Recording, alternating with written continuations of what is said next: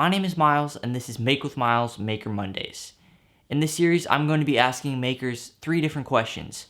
What's your favorite tool? What's the first thing that you made? And what's one piece of advice for young makers? Let's go. Alright, my favorite tool, my 2 hands. My second favorite tool is probably a rotary tool. Or at least if you're getting started with making, a rotary tool is a fantastic first investment. You can get a ton of different bits for it. You can cut, you can sand with it, you can burnish. There's so many different things you do with a rotary tool. But one of the first prop projects I made, I'm a prop maker.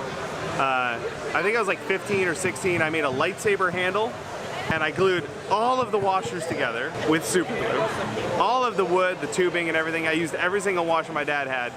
He was less excited about it than I was. But I had a lightsaber when I was 15, and that was pretty fantastic.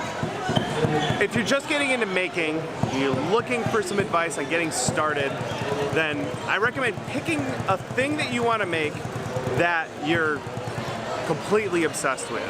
For me, it was video games.